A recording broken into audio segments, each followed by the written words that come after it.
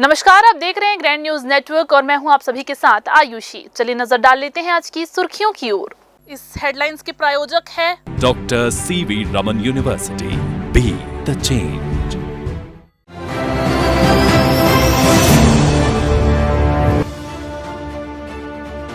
प्रधानमंत्री नरेंद्र मोदी की रविवार को बिलासपुर में बड़ी जनसभा। हजारों करोड़ रुपए के विकास कार्यों को देंगे सौगात, उप मुख्यमंत्री ने दी कार्यक्रम की जानकारी। रमजान का पवित्र महीना आखिरी दिनों की ओर, बाजार में ईद की खरीदारी के लिए पहुंच रहे लोग।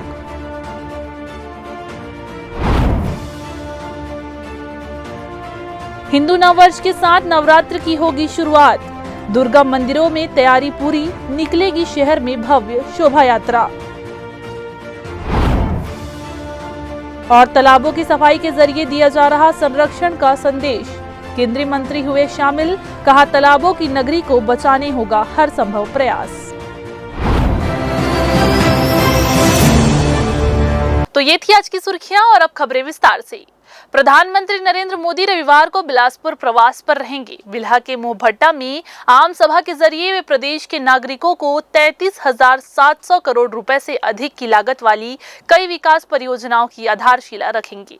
उनके संचालन का शुभारंभ करेंगे और राष्ट्र को समर्पित करेंगे। शनिवार को आम सभा स्थल में पत्रकारों से चर्चा करते हुए डिप्टी सीएम अरुण साव ने बताया कि रविवार का दिन छत्तीसगढ़ के लिए ऐतिहासिक दिन है। इस दिन प्रधानमंत्री नरेंद्र मोदी प्रदेश के नागरिकों को बड़ी सौगात देने जा रहे हैं। इस मौके पर प्रदेश भर से लगभग 2 लाख लोगों के आम सभा में पहुंचने की संभावना है। तैयारी को अंतिम चरण का बताते हुए उन्होंने कहा कि तमाम तरह की तैयारियां पूरी हो चुकी है। आम जनता के आने जाने से लेकर उनके बैठने, पार्किंग, पानी की व्यवस्था भी पूरी तरह से की जा चुकी है। छत्तीसगढ़ में ग्रिड को मजबूत करने और बिजली की उपलब्धता बढ़ाने के लिए कई बिजली उत्पादन और संचारण परियोजनाएं शुरू की जाएंगी। छत्तीसगढ़ में विशेष रूप से आदिवासी और औद्योगिक क्षेत्रों में कनेक्टिविटी को बेहतर बनाने के लिए कई रेल और सड़क परियोजनाओं के विकास पर विशेष ध्यान दिया जाएगा। उन्होंने बताया कि छत्तीसगढ़ में शिक्षा के बुनियादी ढांचे को बढ़ावा देने के लिए प्रधानमंत्री राज्य के 29 जिलों में 130 पीएम श्री स्कूल समर्पित करेंगे। बिलासपुर में 33,700 करोड़ रुपए से अधिक की लागत वाली बिजली, तेल और गैस, रेल, सड़क, शिक्षा और आवास क्षेत्रों से संबंधित कई विकास परियोजनाओं का उद्घाटन, शिलान्यास और राष्ट्र को समर्पित करेंगे। प्रधानमंत्री देश भर में बिजली क्षेत्र में सुधार के लिए प्रतिबद्ध हैं। इसके अनुरूप सस्ती और विश्वसनीय बिजली उपलब्ध कराने और छत्तीसगढ़ को बिजली उत्पादन में आत्मनिर्भर बनाने के लिए कई कदम उठाए जाएंगे। प्रधानमंत्री आवास योजना के तहत कुछ लाभार्थियों को चाबियां सौंपेंगे। हिंदू नववर्ष का पहला दिन, नवरात्रि का पहला दिन और ऐसे शुभ अवसर पर देश के यशस्वी प्रधानमंत्री माननीय नरेंद्र मोदी जी का न्यायधानी में, बिलासा माता की धरती में, मोहभट्टा में आगमन हो रहा है और विकास पर्व कार्यक्रम के मुख्य अतिथि के रूप में शामिल होंगे और छत्तीसगढ़ की जनता को 33,700 करोड़ रुपए से अधिक के विकास परियोजनाओं की सौगात देंगे। और इस अवसर पर सारी तैयारियां पूरी हो गई है। 2 लाख से अधिक लोगों के आने की संभावना है। इधर बिलासपुर नगर निगम भले ही शहर में बेजा कब्जा हटाने अभियान चला रहा है, लेकिन नगर निगम अतिक्रमण शाखा में मौजूद लगभग 20 संविदा कर्मचारियों को पिछले 3 महीने से तनख्वाह नहीं दी गई है, जिससे इन कर्मचारियों के सामने जीवन यापन का संकट उत्पन्न हो गया है। यही वजह है कि ये कर्मचारी अब अपनी समस्याओं को लेकर शनिवार को नगर निगम आयुक्त से मिलने पहुंचे, लेकिन क्योंकि रविवार को प्रधानमंत्री नरेंद्र मोदी का दौरा बिलासपुर में है, लिहाजा सभी अधिकारी कर्मचारी के कार्यक्रम में व्यस्त होने की वजह से इन कर्मचारियों से नहीं मिल पाए। हालांकि कुछ कर्मचारियों को अपनी नौकरी जाने का डर भी है, इसी वजह से कर्मचारी खुलकर सामने नहीं आ पा रहे हैं। लेकिन जिन कर्मचारियों ने हिम्मत दिखाई है, वह नगर निगम पहुंचकर अपने हक की मांग कर रहे हैं। नगर निगम को भी चाहिए कि इन कर्मचारियों के कार्य को देखते हुए इन्हें भुगतान किया जाए, ताकि कर्मचारियों को किसी प्रकार की कोई समस्या ना हो। नगर निगम अतिक्रमण शाखा में ठेके कर्मचारी हैं। हम लोग का 3 मंथ का पेमेंट जो है पेंडिंग चल रहा है, जिसके लिए हम लोग यहाँ पर अपना आवेदन लेके कमिश्नर साहब के पास आए थे, क्योंकि कमिश्नर साहब का छुट्टी है तो हम लोग उनसे मिल नहीं पाए। तो हमारा यही कहना है कि हमारा जो 3 महीने का पेमेंट जो बचा हुआ है वो हम लोग को क्लियर करा दिया जाए, जिससे हम लोग को जो भी परेशानी घर चलाने में हो रहा है उसका हम लोग को निराकरण हो जाए। हमारे लगभग कम से कम 3 मंथ का सैलरी रुका हुआ है, और अगर मांगते हैं तो हर हफ्ते बोलते हैं कि 2 तारीख 3 तारीख ऐसे कर घुमाते रहते हैं हम लोग को। और जैसे काम में आज 17 लड़के आए थे यहाँ, जिसमें से कुछ कर्मचारी धमकी के नाम से, डर के नाम से चले गए हैं। बोल रहे हैं कि हम तुमको निकाल देंगे या बैठा देंगे। कौन निकाल देंगे? हमारे सुपरवाइज़र साहब जो बोले हैं, बोलते हैं कि काम से निकाल देंगे। तो हम लोग निडर होकर सामने आ खड़े हैं। बीते दिनों वेराइज फाइनेंस की चैनल पार्टनर और मां फाइनेंस की प्रोपराइटर फरहद बानो के खिलाफ कोतवाली पुलिस ने मामला दर्ज किया था। इस मामले में उनके साथ उनके ही किसी सहयोगी ने कुछ षड्यंत्र किया था, जिसे लेकर पीड़ित फरहद बानो ने पत्रकारों से चर्चा की। इस दौरान उन्होंने बताया कि उनके द्वारा जो फाइनेंस कंपनी चलाई जा रही है वह पूरी तरह से वैध है, वहीं उनके ऊपर जो आरोप लग रहे हैं वे पूरी तरह से निराधार है। पत्रकारों से चर्चा करते हुए फरहद ने बताया कि उन्हें उम्मीद है कि उन्हें न्याय मिलेगा और वास्तविक बात सामने आएगी। मैं ये चाहती हूँ कि वेराइज फाइनेंस का कोई लेना देना नहीं है। वेराइज फाइनेंस को बदनाम करने के लिए शिवम गुप्ता ने खेल खेला है और मेरी छवि को बिगाड़ा है।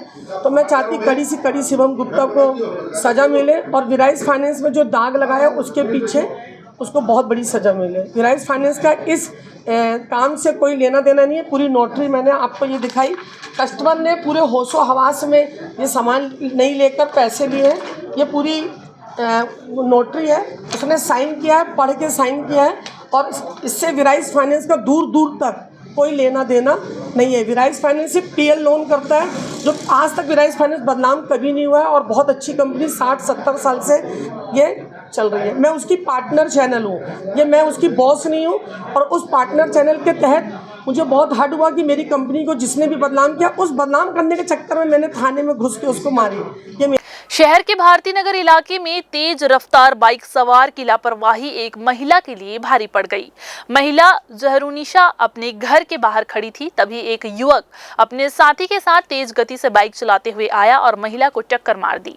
इस हादसे में जहरूनिशा गंभीर रूप से घायल हो गई और उनका पैर टूट गया। स्थानीय लोगों ने उन्हें तुरंत अस्पताल पहुंचाया, जहां उनका इलाज अभी चल रहा है, लेकिन अब तक वो पूरी तरह से स्वस्थ नहीं हो पाई है। बाइक सवार युवक बेहद तेज गति से वाहन चला रहा था और उसके नियंत्रण उसने खो दिया, जिससे ये हादसा हुआ। हादसा के बाद आरोपी युवक मौके से फरार हो गया और अब तक अपनी गलती मानने को तैयार नहीं है। पीड़िता की बेटी रिहाना ने इस मामले को लेकर सिविल लाइन थाने में शिकायत दर्ज कराई है और आरोपी के खिलाफ सख्त कार्रवाई की मांग की है। 11 तारीख 11:15 बजे मम्मी बाहर ठेले में सामान ले रही थी। लड़का आर्यन यादव गाड़ी में आया और उसके साथ 2 लड़के बैठे थे। वो ला के सीधा मम्मी को ठोक दिया और मम्मी के मतलब जो जांघ की हड्डी है वो टूट गई। वहाँ रॉड लगा है, ऑपरेशन करना पड़ा डॉक्टर को। हाथ अलग फ्रैक्चर हो गया और कमर में अलग चोट आई है। तो डॉक्टर मतलब ऑपरेशन तो हुआ है, लेकिन डॉक्टर बोला अभी इनको इंजेक्शन वगैरह भी लगेगा, अभी टाइम लगेगी अब ठीक होने में। और वो लड़के को फ़ोन लगा रहे हैं तो उठाते नहीं हैं। उनकी मम्मी उठाती भी है तो बोलती है गाड़ी को वापस कर दो। गाड़ी को छोड़ के भाग गया है लड़का। एक्सीडेंट भारती नगर में हुआ है, लेकिन लड़का अपना महाराणा प्रताप चौक का है लड़का। उसकी मम्मी का नाम अलका यादव है। फिलहाल वक्त हो चला है एक छोटा सा ब्रेक लेने का। ब्रेक के बाद हम जल्द हाजिर होंगे। आप बने रहिए ग्रैंड न्यूज़ के साथ।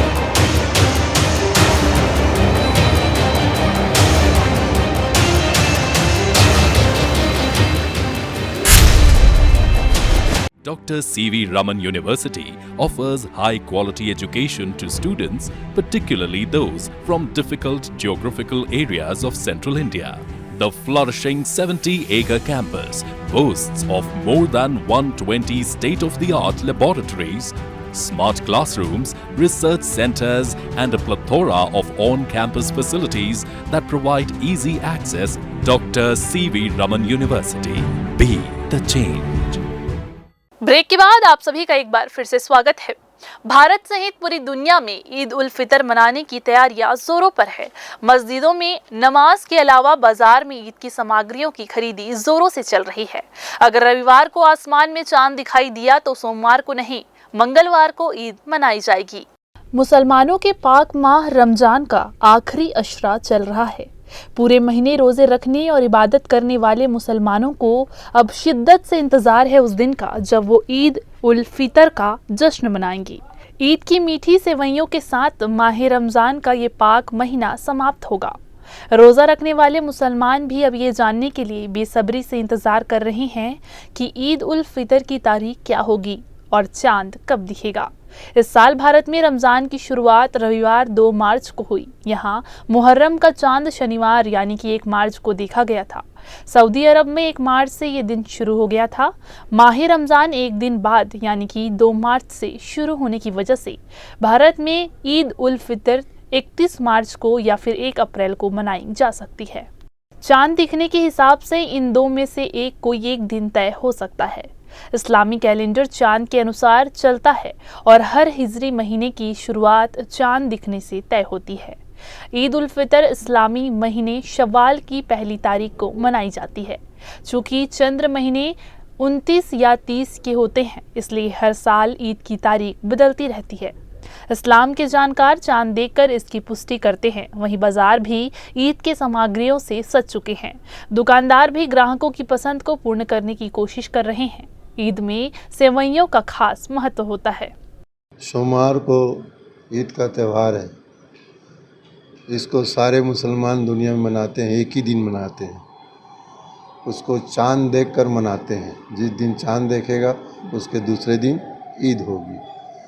ईद का मकसद ये है कि हुजूर सल्लल्लाहु अलैहि वसल्लम, मोहम्मद सल्लल्लाहु अलैहि वसल्लम ने ईद मनाई थी और ये ईद जो है 1400 साल से मनाया जा रहा है।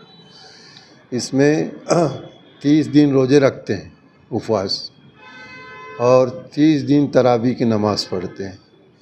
जब ये ख़त्म हो जाता है उसके आखिरी दिन ईद मनाते हैं। ईद में हम सारे मुसलमान नमाज़ पढ़ते हैं और आपस में गले मिलते हैं और सब के लिए ईद जो है ज़रूरी है और आपस में हम इसमें तफरका नहीं रहता। ईमान मुसलमान और हिंदू हम सब से गला मिलते हैं, सबसे सौहार्द से रहते हैं और सबको एक दूसरे को दावत देते हैं।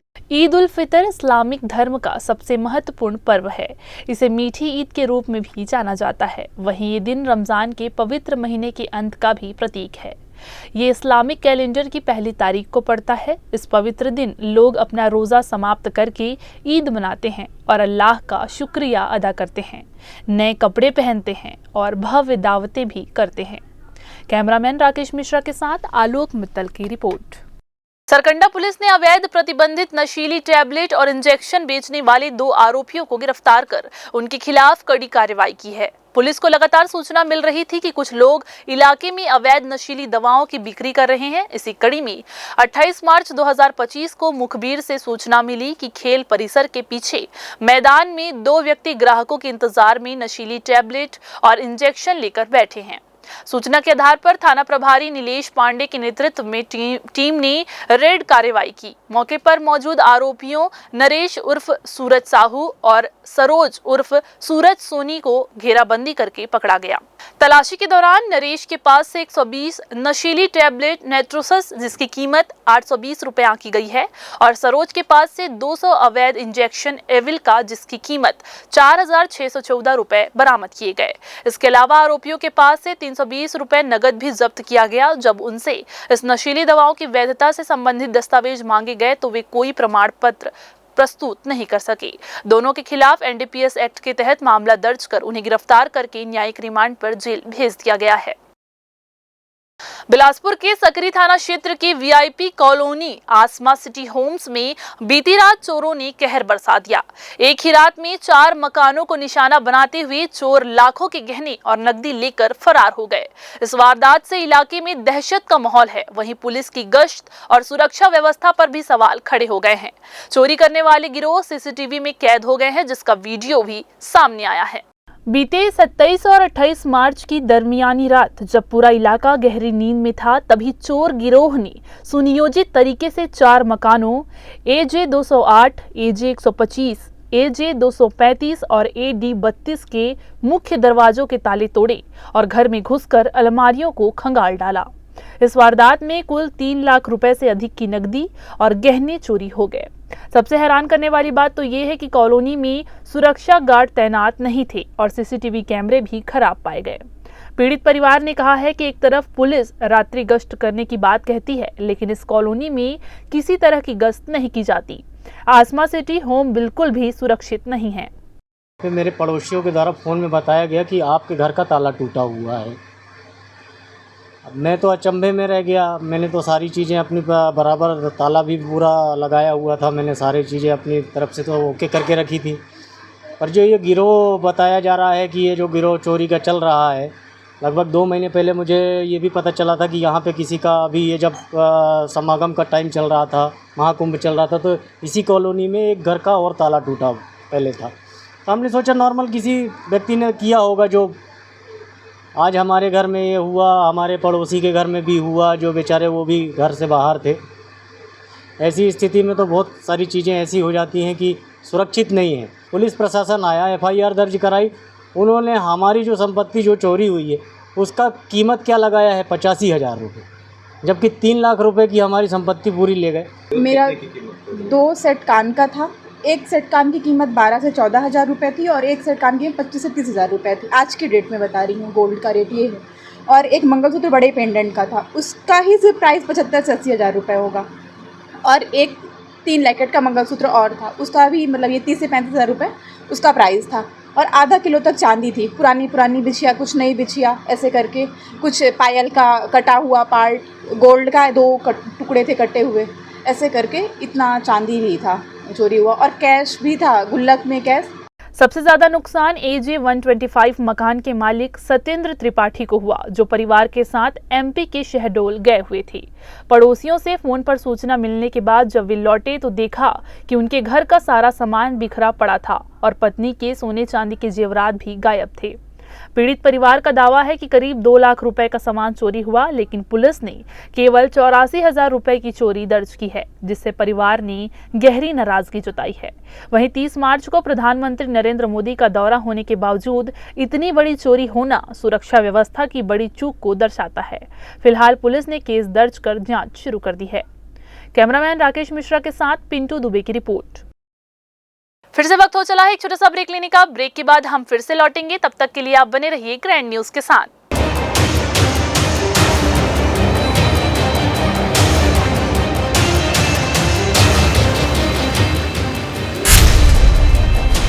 Dr. C.V. Raman University offers high-quality education to students, particularly those from difficult geographical areas of Central India.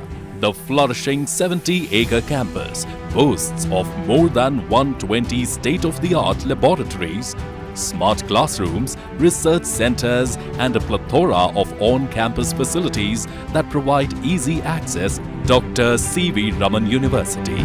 Be the change. Break के बाद आप सभी का एक बार फिर से स्वागत है।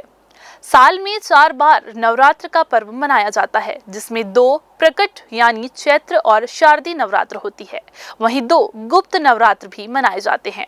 नवरात्र की पूजा आरंभ करने से पहले कलश स्थापना या घट स्थापना करना जरूरी माना जाता है। हर साल चैत्र माह की शुक्ल प्रतिपदा तिथि से चैत्र नवरात्र की शुरुआत होती है।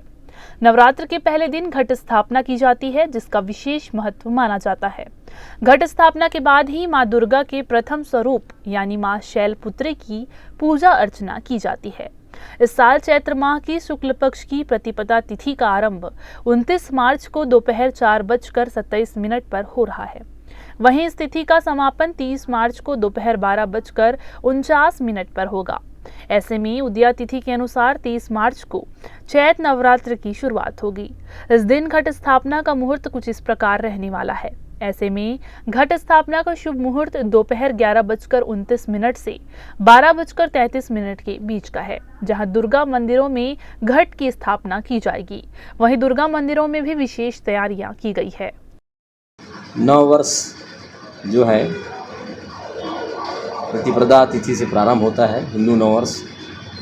घट स्थापना का समय 11:36 से 12:30 तक का रखा गया है।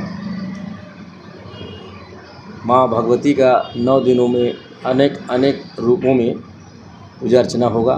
इस समय एक दिन तिथि डबल हो गई है, इसलिए नवरात्रि पर्व जो है वो 8 दिन का है। 30 तारीख से प्रारंभ होगा और 6 अप्रैल को संपन्न होगा। या देवी सर्वभूतेषु शक्ति रूपेण संस्थिता नमस्तत्सै नमस्तत्सै नमस्तत्सै नमो नमः। धार्मिक मान्यताओं के अनुसार नवरात्र के पहले दिन शुभ मुहूर्त में पूरे विधि विधान के साथ कलश की स्थापना से पूरे परिवार पर देवी मां का आशीर्वाद बना रहता है, जिससे सुख, समृद्धि और आरोग्य का वरदान मिलता है। घट स्थापना के लिए हमेशा सोना, चांदी, तांबे या फिर मिट्टी से बने कलश का उपयोग करना चाहिए। इन्हें शुभ माना जाता है, लेकिन कभी भूल से भी लोहे या स्टील से बने कलश का उपयोग ना करें, वरना इससे शुभ फल नहीं मिलता है। कैमरामैन राकेश मिश्रा के साथ आलोक मित्तल की रिपोर्ट। चैत्र मास के प्रथम दिन यानी 30 मार्च को भव्य शोभा यात्रा निकालने की तैयारियां हो चुकी है। हिंदू नववर्ष मनाने वाले श्रद्धालुओं की अंतिम और महाबैठक घोंघा बाबा खाटू श्याम मंदिर स्थित प्रांगण में आयोजित हुई, जिसमें बड़ी संख्या में श्रद्धालु एकत्रित हुए। हिंदू नववर्ष आयोजन समिति के पदाधिकारियों के अलावा अन्य सामाजिक संगठनों के पदाधिकारी, सदस्य व शहर के प्रबुद्ध जनों की हुई। इस बैठक में सुरक्षा व्यवस्था, स्वागत द्वार, पेयजल, बुजुर्गों व बच्चों की सुरक्षा सहित विभिन्न बिंदुओं पर चर्चा हुई। चैत्र मास के प्रथम दिवस यानी कि इस वर्ष 30 मार्च को निकलने वाली इस शोभा यात्रा को और भी भव्य बनाने सभी ने अपने अपने विचार रखे। इस बार झांकियों में खाटू श्याम बाबा की झांकी में 5000 फूलों का उपयोग होगा। गणेश जी की भव्य झांकी होगी, साथ ही नंदी में विराजमान शंकर जी की मूर्ति भी दर्शाई जाएगी, जिसे भव्य रूप से दिखाया जाएगा। पुलिस ग्राउंड में तिलक नगर हनुमान मंदिर तक निकलने वाली शोभा यात्रा गांधी चौक, गोल बाजार होते हुए यहां पर पहुंचेगी।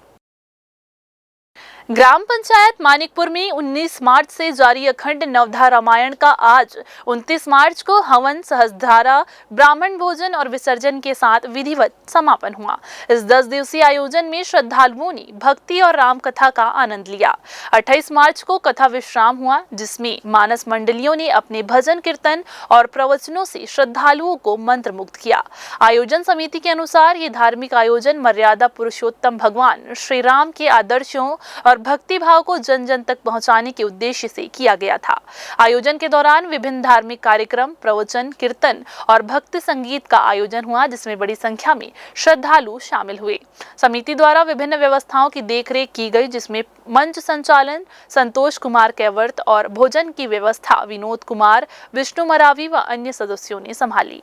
आयोजन में धार्मिक प्रतियोगिता भी रखी गई थी, जिसमें प्रथम पुरस्कार 11,101 रुपए समेत कई अन्य पुरस्कार वितरित किए गए। समिति ने बताया कि इस आयोजन से क्षेत्र में धार्मिक और सांस्कृतिक जागरूकता बढ़ी है।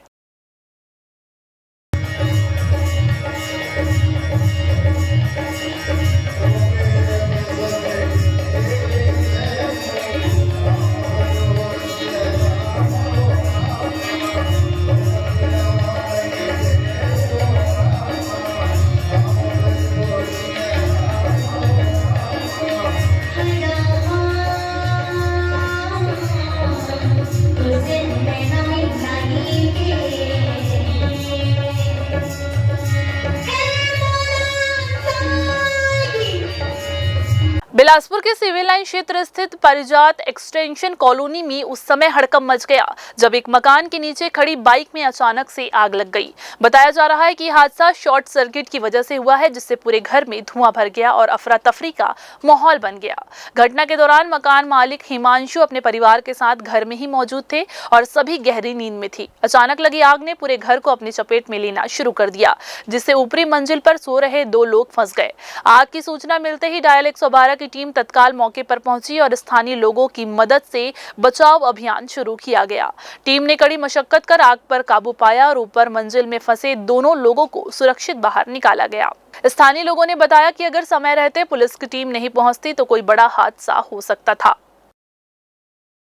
फिर से वक्त हो चला है एक छोटा सा ब्रेक लेने का। ब्रेक के बाद हम जल्द हाजिर होंगे। आप बने रहिए ग्रैंड न्यूज के साथ।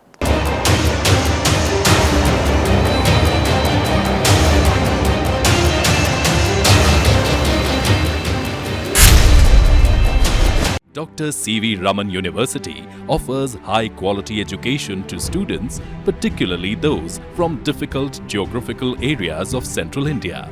The flourishing 70-acre campus boasts of more than 120 state-of-the-art laboratories, smart classrooms, research centers, and a plethora of on-campus facilities that provide easy access. Dr. C.V. Raman University. Be the change. Break के बाद आप सभी का एक बार फिर से स्वागत है। पीएम मोदी की स्वच्छता ही सेवा के तहत केंद्रीय मंत्री तोखन साहू ने रतनपुर में तालाबों की सफाई कर स्वच्छता का संदेश दिया। उन्होंने स्वयं सेवकों के साथ मिलकर तालाबों की साफ सफाई में हाथ बटाया। तालाबों पर गहराते संकट को लेकर उन्होंने कहा कि तालाबों को अतिक्रमण से बचाने के लिए गंभीरता से प्रयास किया जाएगा। तोखन साहू ने ये भी कहा कि रतनपुर मां महामाया देवी और तालाबों की नगरी है, इसे बचाने हर संभव कोशिश की जाएगी। उन्होंने बताया कि पीएम मोदी के बिलासपुर दौरे से पहले एक पेड़ मां के नाम पर लगाया गया।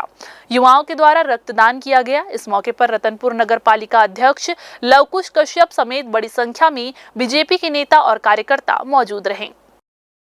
रतनपुर तालाबों की नगरी है, रतनपुर माता महामाया की नगरी है, हम सब की आस्था और श्रद्धा के प्रतीक है। हम सब लोगों को जागरूक होकर के तालाब हमारा है, नदियाँ हमारी है, हम इस पर गुजर बसर करते हैं, हमारा एक जीवन यापन है, जल ही जीवन है, इसको बचाना होगा, इसको सहेजना होगा।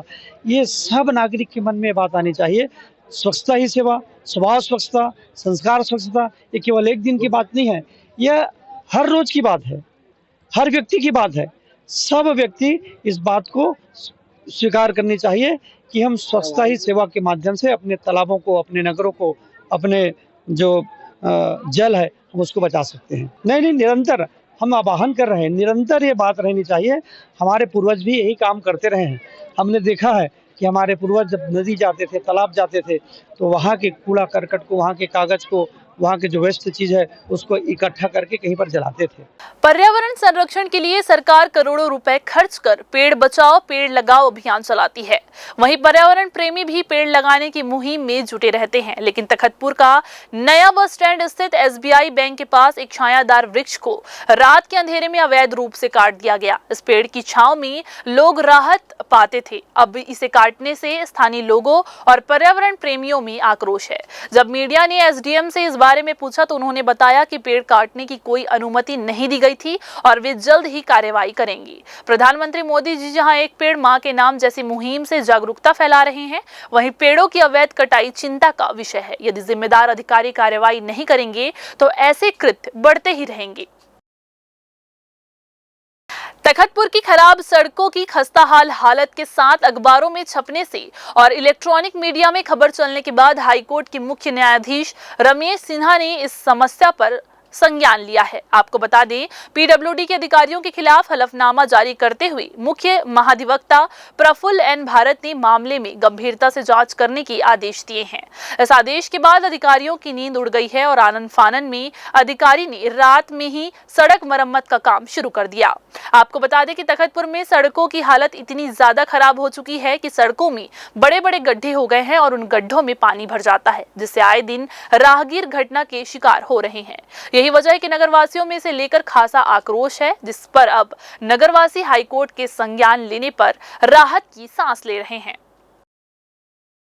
तखतपुर के जर्जर सड़क और धूल युक्त वातावरण ला देखते हुए पिछले 1 महीना से हम सोशल मीडिया में एखर विरोध में लिखत रहे और अधिकारी मन ला, नेता मन ला एका संज्ञान में ले के हमन कोशिश करत रहें और ओखर से प्रभाव ये हुई कि आज के समय में 2-4 दिन पहले ले प्रिंट मीडिया और इलेक्ट्रॉनिक मीडिया में भी एखर प्रसारण शुरू हुई।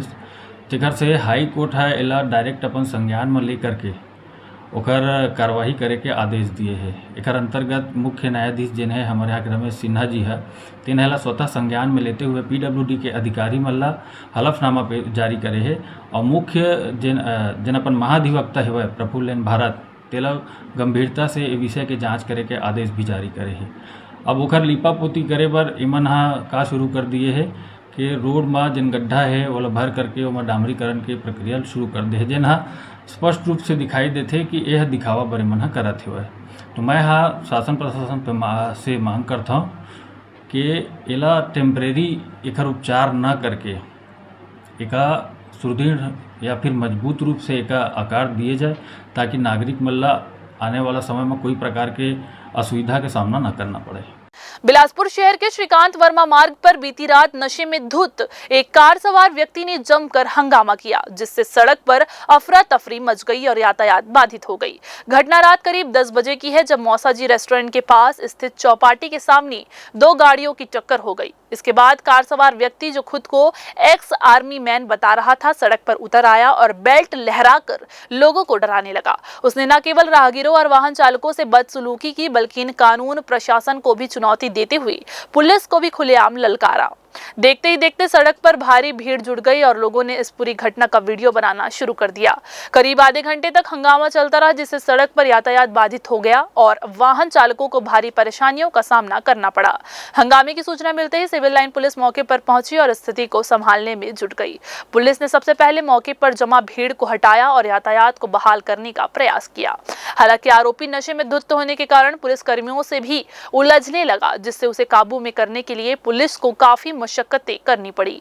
आखिरकार पुलिस ने उसे हिरासत में लेकर अपनी गाड़ी में बैठाया और थाने ले गई और साथ ही उचित धारा लगाकर कार को जब्त कर लिया। श्रीकांत वर्मा मार्ग पर एक एक्स आर्मी अपने आप को बता रहा था और वो अपने कार को रोड पे रखा था। उसी कार को रखने की विवाद पर से वहाँ और लोगों से विवाद करने लगा था। जब पेट्रोलिंग पार्टी वहाँ पहुँची तो वो उसको हटाने के लिए भी बोला गया, तो वो जो काफ़ी नशे की हालत में था और इसलिए कार सहित उसको थाना लाया गया था और उसमें 185 MB एक्ट के तहत विधिवत कार्रवाई की गई। तो ये थी इस बुलेटिन की तमाम खबरें। अगले बुलेटिन में फिर होगी आपसे मुलाकात। तब तक के लिए पूरी टीम के साथ मुझे दीजिए इजाजत। नमस्कार।